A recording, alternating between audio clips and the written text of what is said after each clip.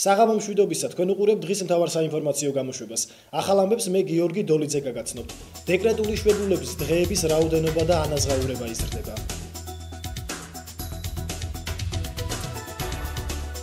გოგონათა საერთაშორისო დღე ოზურგეთში სხვადასხვა ღონისძიებებით აღინიშნა.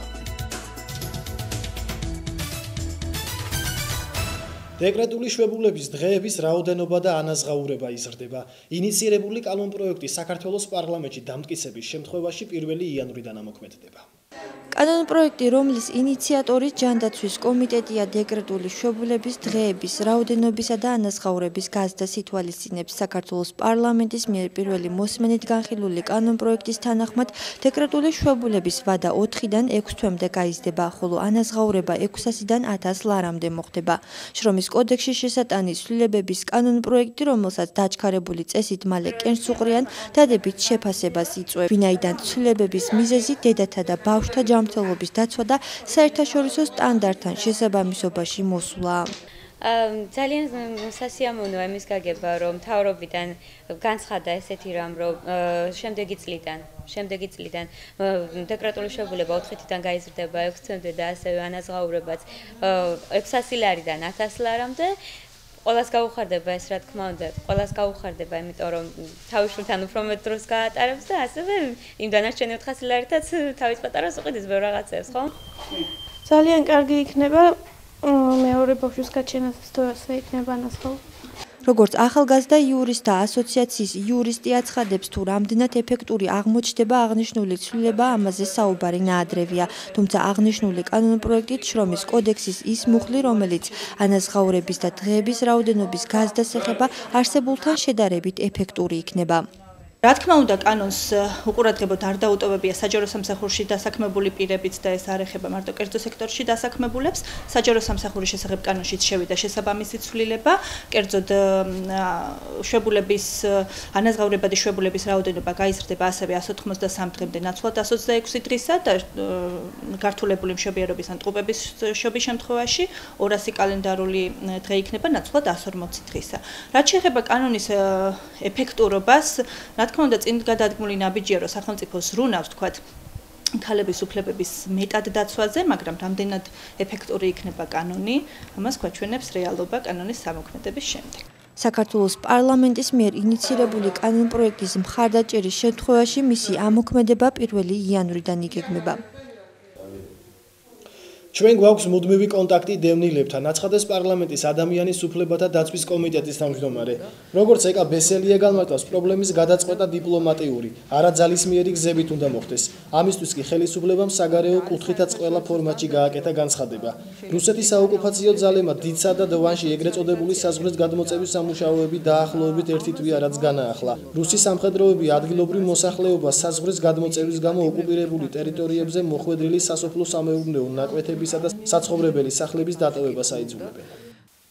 არასამთავრობო ორგანიზაციის ნაწილი თვითმმართველობის რეფორმის შეფერხებაზე საუბრობს. მიზეზად არასამთავრობო სექტორი ინტერესთა კონფლიქტს ასახელებს და პროცესში ფინანსთა სამინისტროს ნეგატიურ როლზე მიანიშნებს. მათივე განმარტებით, სამინისტრო დეცენტრალიზაციის წინააღმდეგია და ახალი ადმინისტრაციული ერთეულებისა და ბიუჯეტის შექმნას ზედმეტად მიიჩნევს. აღნიშნული განცხადება ადგილობრივი თვითმმართველობის კოდექსში შემუშავებაში ჩართულმა 25-მა არასამთავრობო ორგანიზაციამ გააკეთა. ისინი მთავრობას კანონპროექტის პარლამენტში დროულად ინიცირებისკენ მოუწოდებენ. მიიჩნევენ, რომ თვითმმართველობის რეფორმის 2014 წლამდე დასრულება უნიშნულოვანესია, რადგან ამ პერიოდში ადგილობრივი არჩევნები ახლოვდება. მიუხედავად იმისა, რომ საქართველოს მთავრობამ გამოხატა პოლიტიკური ნება ჩაატაროს თვითმმართველობის რეფორმა, დროში ძალიან იწელება კანონპროექტის შიდა სამთავრობო განხილვა, რაც ძალიან აფერხებს საჯარო განხილვების ჩატარებას ფართო საზოგადოებაში და ყველაზე მნიშვნელოვანი თუ ეს პროცესი ესე გაიწელა, მაშინ ადგილობრივი თვითმმართველობის არჩევნები 2014 წელს ჩატარდება ძველი სისტემის მიხედვით. არსებობს ინტერესთა ჯგუფებიც, არც ამის თქმას მოვერიდები, არსებობს ინტერესთა ჯგუფები, რომელსაც არ აწყობთ ეს რეფორმა, როცა თავის დროზე ჯერ კიდევ არჩევნებამდე ახალი პოლიტიკური ძალის და ახალი პოლიტიკური ლიდერის გამოჩენისას მეორე კონფერენციაზე რამდენადაც მახსოვს გაჟღერდა, რომ აუცილებელია დეცენტრალიზაციის რეფორმა და ძირითადი პოსტულატები მაშინ იქნა ჩამოყალიბებული. ბევრმა ის აღიქვა ჩვეულებრივ მოვლენად, რომ ეს რა მოხდა მერე, მოვლენ ხელისუფლება, მოვიდა ხელისუფლებაში ახალი ძალა, ის შეეგუება ისევ სისტემას, იმიტომ რომ ნებისმიერი მართველი ძალისათვის ძალზე იოლია ამ მეთოდით მართვა. როცა არავის არ ეკითხება ადგილზე არაფერს და ვერტიკალურად ხელის დარტყმით ყველა პრობლემას, რომელიც მას აწყობს. დღეს როცა უკვე სერიოზულად დადგა საკითხი, რომ სერიოზულად მიდის საკანონმდებლო პაკეტზე მუშაობა და სერიოზული განაცხადი კიდევ არაერთგზის დადასტურდა პოლიტიკური გადაწყვეტილების უმაღლესი გადამღებების მხრიდან, რაც კერძოდ პრემიერი მიყავს ხელმძღვანელობაში, აქ უკვე პირდაპირ დარტყმას ვერავინ არ ბედავს. უნებრივია, ეს არის მეინსტრიმი, ეს არის საზოგადოების მოთხოვნა, ეს არის პოლიტიკური ლიდერების განაცხადი და ამიტომ ერთადერთი გზა არის ბევრი ჩვენგანის მოსაზრებით ის, რომ როგორმე გაიწელოს პროცესი, რომ ხალხი ჯერ მზად არ არის, კარგად დავთვალოთ, კარგად გავიაზროთ და 10 წლის მერე, 5 წლის მერე შემდგომ ვნახოთ ეს სიტუაცია. ფინანსთა სამინისტრო, როგორც კლასიკური სამინისტრო, რომელიც ყოველთვის ეწინააღმდეგება ფისკალურ დეცენტრალიზაციას ყველა ქვეყანაში, შეიძლება ითქვას, ჩვენთანაც არ არის გამონაკლისი და მას ზედმეტად მიაჩნია თქვა დამატებით ახალი ბიუჯეტების გაჩენა, ახალი ადმინისტრაციული ერთეულების, რაც ბუნებრივად მას გაურთულებს საქმიანობას, ისინი ასე თვლიან, ამიტომ ყოველთვის კონსერვატულად უყურებენ დეცენტრალიზაციას და ცდილობენ ისევ ცენტრალურ ბიუჯეტში შეინარჩუნონ ისედაც შეზღუდული ფინანსები, რომელიც საქართველოს გააჩნია. ველოდებით მთავრობას, რომ მთავრობამ მიცეს ვიზირება, რომ დაიწყოს საჯარო განხილვები და ასევე ინიციატივა მოხდეს ამ კანონპროექტის პარლამენტში, რომ მსვლელობა მიეცეს. თუ ეს დროზე არ მოხდა 2013 წლის ბოლომდე, ანუ პარლამენტმა არ მიიღო ეს საკანონმდებლო პაკეტი თავისით ცვლილებებით საარჩევნო კოდექსში, რომელიც ასევე საარჩევნო სისტემაში ცვლილებას გულისხმობს, ძირითად მოთამაშეებს არ ეწოდინება თამაშის წესები, ამიტომ გარკვეული ვადა მინიმუმ 6 თვე მაინც უნდა იყოს არჩევნებამდე იმისათვის, რომ ძირითადი მოთამაშეები მოემზადონ არჩევნებისათვის და ასევე ამორჩეულებმა იცოდნენ თუ სად და ვის ირჩევენ. 11 ოქტომბერს გოგონათა საერთაშორისო დღეს აღნიშნავენ. ამ დღესთან დაკავშირებით ოზურგეთში სხვადასხვა ღონისძიებები გაიმართა. გურიის ახალგაზრდულ რესურს ცენტრში შეხვედრა სწორედ ამ თემას მიეძღვნა. გურიის ახალგაზრდულმა რესურს ცენტრმა გოგონათა საერთაშორისო დღისადმი მიძღვნილ ღონისძიებას უმასპინძლა გურიის რეგიონში განხორციელებული კვლევების საფუძველზე, რომელიც გოგონათა პრობლემებს შეეხებოდა. შეხვედრა თემაზე ნაადრევი ქორწინება და მასთან დაკავშირებული საკითხები შედგა. შეხვედრა, რომელიც ორგანიზებული სამოქალაქო განათლებისა და პედაგოგთა გადამზადების პროგრამის ფარგლებში გახდათ, კითხვა-პასუხის რეჟიმში წარიმართა. სამოქალაქო განათლების კლუბების მოსწავლეებმა ნაადრევი ქორწინების გარდატეხის პერიოდში არსებულ სხვა საკითხებზე მოწვეულ სტუმრებთან ერთად იმსჯელეს. ძალიან საინტერესო შეხვედრა არის, რამდენად სასარგებლოა და არასასარგებლოა, რამდენად დიდი და არაკავშირი მოაქვს ნაადრევ ქორწინებას. აქ იყო ლაპარაკი ადრეული სექსის, საშუალო სექსის და ორიგინალური სექსი, რაც ექიმებმა, იურისტებმა და ფსიქოლოგებმა გაგვიმარტეს. ეს იყო დაზუსტებითი ინფორმაცია, რაც ალბათ მთელი ცხოვრების განმავლობაში არ მომივა და ჯერ მე ვარ 17 წლის და მთელი ცხოვრების განმავლობაში ქალბატონი იას და ქალბატონი ირინას სიტყვები არასდროს არ მომივა. თვითონულად ყველა სკოლის ბავშვებმა განმარტეს კითხვებიც, მოისმინეს და ყველას თავისი აზრის დამოკიდებულება გააჩნია. საინტერესოა ბავშვების შეფასება, დამოკიდებულება, ის პრობლემები, რომლებიც სიჩენს ამ ასაკში გადადგმულ გაცნობიერებულ თუ არაგაცნობიერებულ ნაბიჯს, რა მოყვება, შედეგები.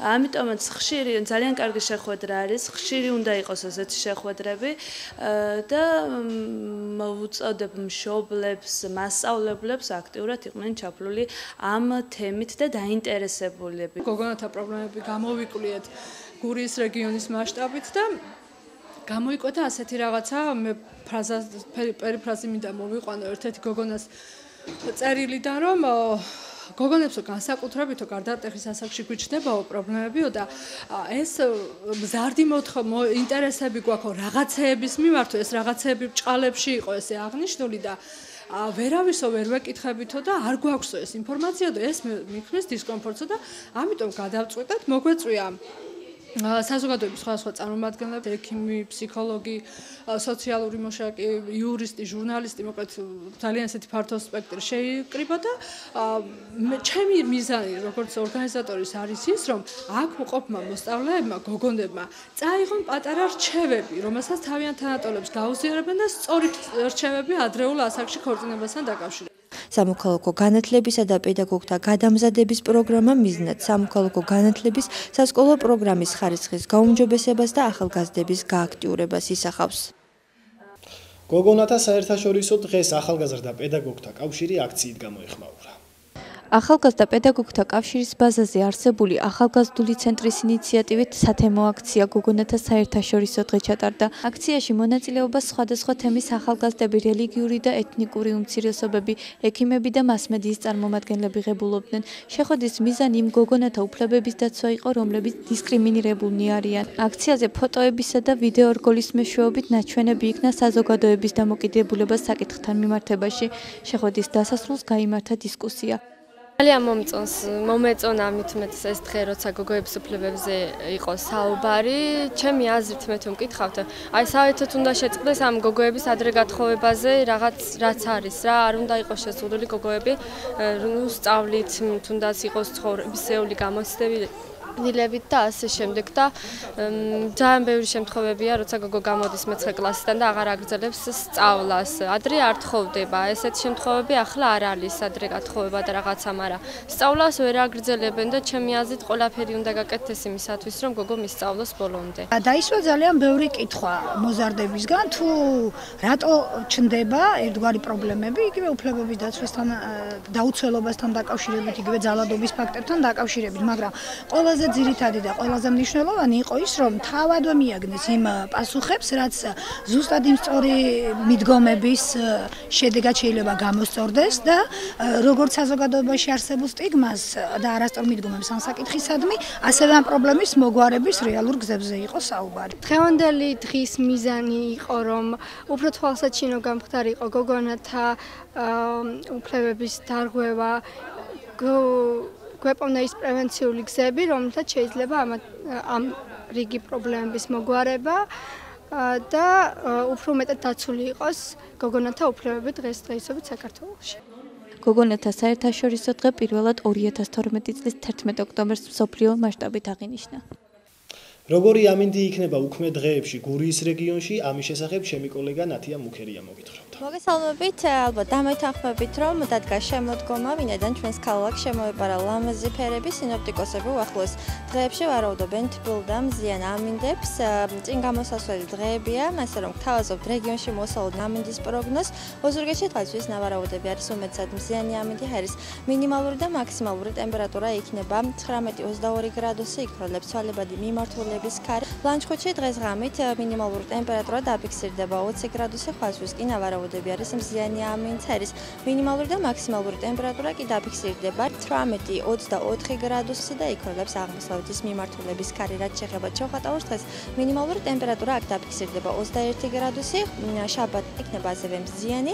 დღეღამის განმავლობაში ჰაერის მაქსიმალური და მინიმალური ტემპერატურა შაბათს იქნება 26-19 გრადუსი, იქროლებს აღმოსავლეთის მიმართულების ქარი. მე ამით დაგემშვიდობებით, დროებით გმადლობთ ყურადღებისთვის. ამინდის პროგნოზი ნათია მუქერიამ გაგაცნოთ. დღევანდელი საინფორმაციო გამოშვება დასრულებულია. მე ორ შაბათამდე გემშვიდობებით, კარგ გაბრძანებოდეთ.